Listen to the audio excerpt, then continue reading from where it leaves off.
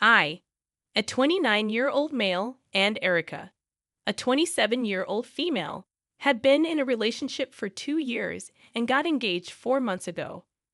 After our engagement, Erica moved into my house, and we split the expenses in a way that I covered the mortgage while she took care of utilities, groceries, and household items. We planned to add her to the house's ownership after our marriage to ensure she had equity in it. Erica's best friend, Leah, who is also 27, has been her friend since high school. I haven't particularly liked Leah, but I've always been polite because I know she'll be a part of our lives. However, my issue with Leah is that she often acts like my home is hers. For instance, she frequently brings her rather troublesome boyfriend over. Additionally, she tends to speak to me disrespectfully in my own house, as if she and Erica co-own it. One day, I discovered that some of my tools were missing from my garage, and upon checking my security camera, I found that Leah and her boyfriend had taken them when they were with Erica. When I asked Erica about it, she claimed they were just borrowing the tools and would return them. It took multiple reminders to finally get them back weeks later. I also have a valuable wine and liquor collection. One Friday evening when I was working late, I heard clinking bottles, and I found Leah behind my bar. She claimed Erica said it was okay to borrow a bottle for her party and that she pay for it. I told her it was not okay and asked her to leave. When I discussed this with Erica, she couldn't recall authorizing Leah to take a bottle. At this point, I expressed my discomfort with Leah being in my house. Erica understood, but she didn't take my concerns seriously. The last straw was when I couldn't find my golf clubs, which are a significant investment for me. I reviewed the security camera footage and discovered that Leah had used my garage code to take them.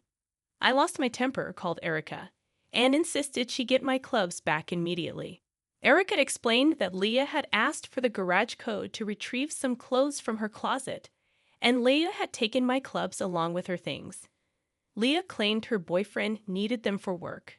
I eventually got my clubs back after almost 4 days, and they were dirty. I sat Erica down and told her that if I ever saw Leah in my house again, I'd call the police without discussion. Erica got upset, stating that Leah was her best friend, and it wasn't fair to ban her from our home. I pointed out that this was a recurring issue, and since Erica's possessions weren't affected, she didn't seem to care. I suggested Erica could visit Leah at her apartment, but she said she couldn't because Leah didn't like her apartment, and her boyfriend was always there, making Erica uncomfortable. Now I'm receiving the silent treatment and being called unreasonable, but I don't believe I'm in the wrong. Before diving into the update, I want to express gratitude for the insightful comments received earlier. Many of you advised against putting my fiancé on the deed to my home and even questioned the viability of our marriage. It became clear that the issue wasn't just about Leah. It was a deeper problem with my fiancée, Erica. I confronted Erica about the situation when I found Leah's car parked in our driveway. I insisted that Leah leave, and despite her protests, I made it clear that I would involve the police if necessary. Erica, in her attempt to defend Leah, couldn't sway my decision. I sat her down and showed her this post. After reading through the comments for 20 minutes, Erica's response indicated she didn't grasp the gravity of our situation. That was my breaking point. I asked Erica to hold out her hand, removed the engagement ring, and ended our relationship. She pleaded, apologizing and promising to sever ties with Leah, but I couldn't ignore the fundamental lack of trust I felt toward her. Erica retreated to our room while I began packing her belongings in the kitchen. I reached out to her parents, informing them of the situation. To my surprise, they shared that Leah had long been banned from their home since high school due to similar issues. They expressed their anger and disappointment and agreed to come this weekend to collect Erica and her belongings. The weight lifted off my shoulders is immense, and I can't help but feel a sense of relief and resolution. Realizing the depth of my situation became possible because of this post. I sincerely thank each and every one of you. With newfound freedom, I'm eager to indulge in my hobbies, like playing golf with my reclaimed clubs. The prospect of embracing single life is both exciting and liberating. Your support has meant the world to me, and I can't express my gratitude enough. As for my next story, I'm seeking your perspective on a situation with my girlfriend. Early in our relationship, she decided to test my consideration by canceling a date, one where we were planning to take our relationship to the next level. It was a significant drive for me, and she waited until I was halfway there before letting me know.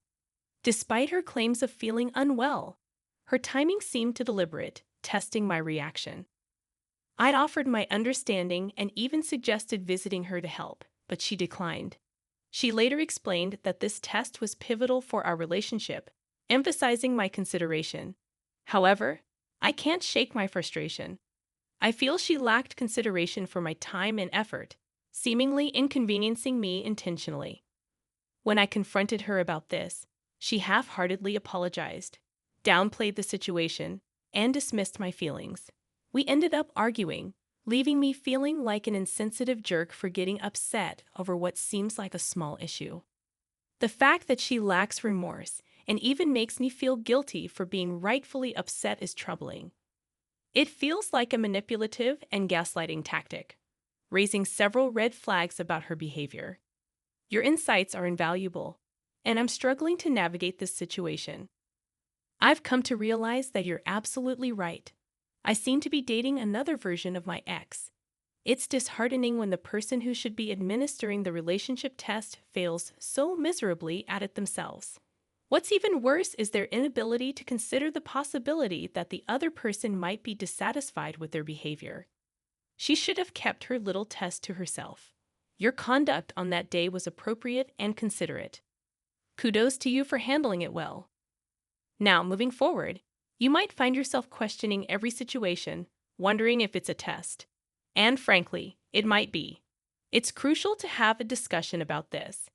It's not a minor issue to be upset about. Your concerns are valid, and addressing them is essential. As for the next story, titled, Am I the a-hole for buying a door for my son behind my husband's back? I must say your husband's behavior is incredibly controlling and frankly scary. It's deeply concerning that he believes your son shouldn't have a door to his room until he's 18, essentially denying him any privacy. I understand your perspective. Teens deserve some freedom and privacy within reason. It's not just about personal space, it's also a matter of safety. Without a proper door, your son is at risk in case of emergencies like a fire. If a fire were to break out, he would have no barrier to prevent smoke and flames from entering his room, putting his safety in jeopardy. Your decision to provide him with a door is not only about granting him privacy, but also ensuring his safety. While your husband may see it as a challenge to his authority, your son's well-being should take precedence. It's unfortunate that your husband reacted this way, but your intentions were rooted in your son's safety and comfort. Navigating this situation may require a difficult conversation, but your concern for your son's safety and privacy is completely valid. Your husband's behavior is indeed troubling, and it puts both you and your son at risk. It's disheartening to see the kind of man he has turned out to be. I urge you to prioritize finding a safe and secure living arrangement for you and your son. I have genuine concerns that his mistreatment may escalate if you continue to stand up for your rights, especially with your recent act of giving your son a door. I genuinely worry that staying in a home with a potentially violent person is not a safe option. Nobody should have to endure such a situation. It's evident that your husband made the unilateral decision to deny your son a door without considering your input.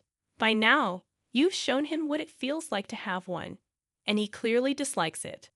The question I have is why you've stayed in this situation for so long, enduring a man who treats your son in this manner. The notion that a man automatically holds authority and dominion over his household as the ultimate ruler is unjust and outdated.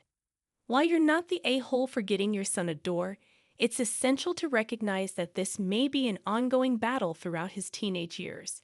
If the situation doesn't change, it's unlikely he'll return once he turns 18. There are larger issues at play here than just the door, and maltreatment of your son is a severe concern. It's clear that your husband's difficult upbringing doesn't excuse his mistreatment of your son. It's worth noting that you had your son when you were 21 and your husband was 32, making it all the more important to ensure a safe and supportive environment for your child's well-being. The age gap between you and your husband, combined with his consistent attempts to suppress your voice and punish both you and your son for questioning his authority, is deeply concerning. The fact that you feel compelled to resort to secretive actions to advocate for your child's well-being raises alarming red flags. I fear that your husband might harbor an unhealthy, authoritarian mindset about the role of the head of the household. Regardless of his upbringing or religious beliefs, there is no justification for his controlling behavior. It's crucial for you to consider whether the current status quo aligns with what you genuinely want for yourself and your child. Music. In the last story, the question arises: am I the a-hole for canceling a vacation with my fiancé and taking my daughter on a vacation instead? My daughter, Maya, who is 16, struggles with severe anxiety. Despite being in therapy and medication, there are certain areas, particularly school-related matters, where we need to tread lightly due to her condition. My policy has always been that as long as she tries her best and passes, I am content.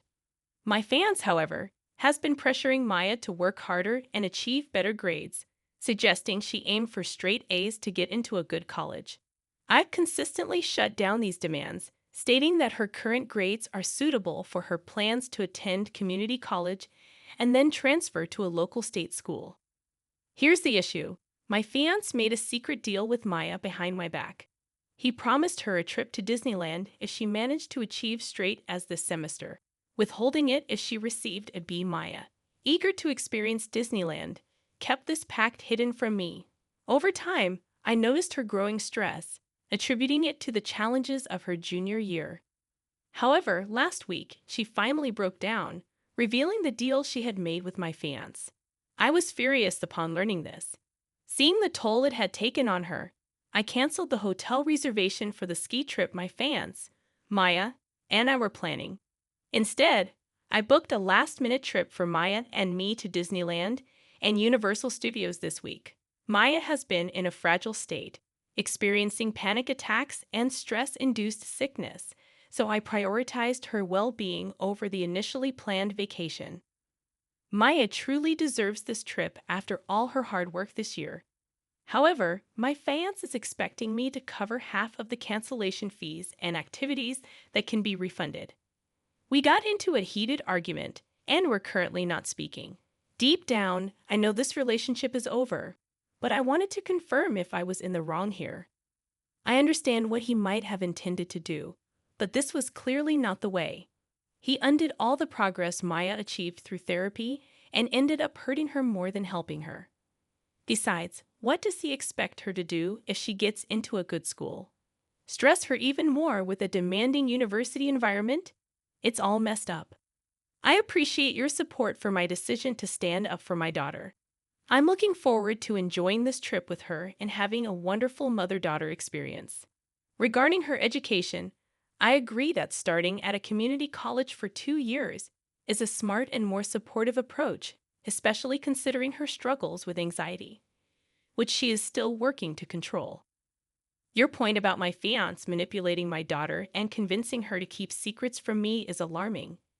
His actions endangered her mental and physical health, all for his misguided belief in what he thinks is the only path to success. His manipulation could have had dangerous consequences, and I now see it as a pattern in his relationship with her, establishing that it's acceptable to do things behind my back if it benefits him. As for the fees, the more I reflect on it, the more I feel it should be his responsibility to pay for them. He manipulated everyone involved, including me, and I shouldn't be responsible for the financial repercussions of his actions.